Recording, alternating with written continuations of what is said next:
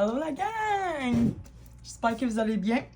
Donc aujourd'hui, tuto sur comment rempoter une plante. Dans le fond, j'ai acheté une belle Monstera tricolore, comme ça ici. Puis là, je vois qu'elle a quand même assez des belles racines. Quand c'est en sphinx, j'attends qu'il y ait des racines vraiment partout. Même chose en sphinx. En perlite, excuse-moi. Mais là, vu que je suis moins habituée avec les billes d'argile, je me suis dit je vais la transférer tout de suite en terre. Donc, c'est ça.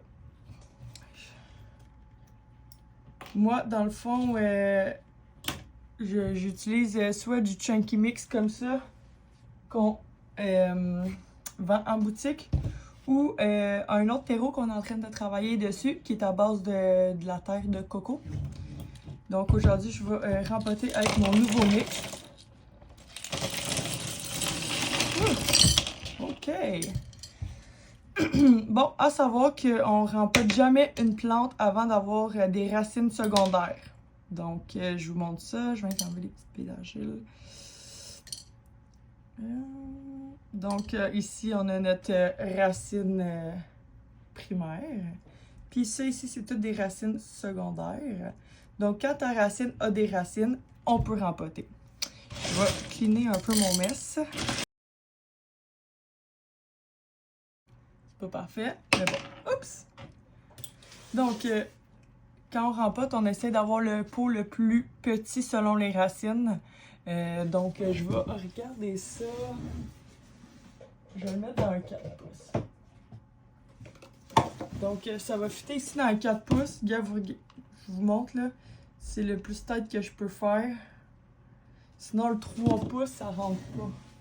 Je vais vous montrer ça. Nos 3 pouces de chez Zaritz sont trop petits. Donc on va y aller avec le 4 pouces. Tant que je rempote, l'important c'est de mettre un corps comme ça, un fond de terre, parce que les racines ils poussent tout le temps vers le bas, jamais vers le haut. C'est pour ça aussi qu'on bassine les plantes. Ensuite, moi mon truc pour rempoter, je vais déposer ici. C'est ces deux produits-là, Azos et Mycos. Dans le fond, ça vient de Extreme Gardening, qui est aux États-Unis. C'est une compagnie qui vient de la Californie. Et dans le fond, c'est des bonnes bactéries qui vont faire en sorte que ça va optimiser ton réseau racinaire puis empêcher que tes racines pourrissent. Donc, pour commencer, on met le Mycos. Le Mycos, dans le fond, on le met comme ça par-dessus, tout simplement. Et l'Azos, ben là, tu mets partout sur tes racines. Donc moi, je fais juste tremper ça de même. Oups, oh mon dieu, je m'en ai mis partout dessus. Bloopers. Et je le secoue. Puis ça donne ça comme ça. Fait que je vais enlever tout ce que j'ai eu dessus. Fait que ça donne ça comme ça. Tu sais, mettons, quand il n'y en a pas sur le top, tu sais, j'en rajoute, être sûr. Fait que ça, c'est toutes des bonnes bactéries qui vont faire en sorte que le rempotage va bien se passer. Bon.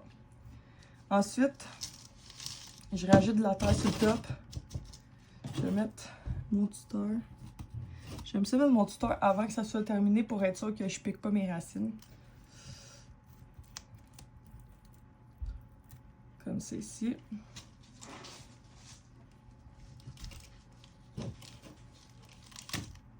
Et je fais une légère pression. Je m'assure aussi que quand je rempote, il n'y a pas de bulle d'air nulle part.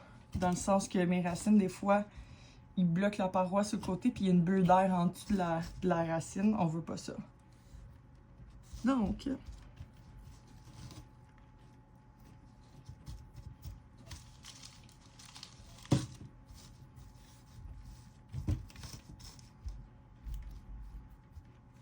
comme ça, je tapoche.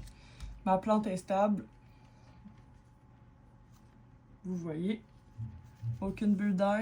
Par bulle d'air, je veux dire, des fois, là, vous en voyez un peu ici, ça c'est pas grave, mais des fois, ça fait des grosses bulles, ça, on veut pas ça. Donc, c'est ça, tout simplement. Ensuite, on a un bassin d'eau ici. La première fois, on met avec de l'engrais et on bassine juste le 1/4 du bas. Quand le 1/4 du bas, comme ça, est imbibé d'eau, le tour est joué, c'est terminé. Notre plante est rempotée, on l'identifie et on attend que les nouvelles racines repognent. Donc, c'est simple comme ça, un rempotage. Si vous avez aimé la vidéo, si vous avez des questions, si vous voulez qu'on aborde d'autres sujets, n'hésitez pas à m'écrire sur Facebook, Instagram. N'hésitez pas à vous abonner à ma chaîne, à la partager. Merci!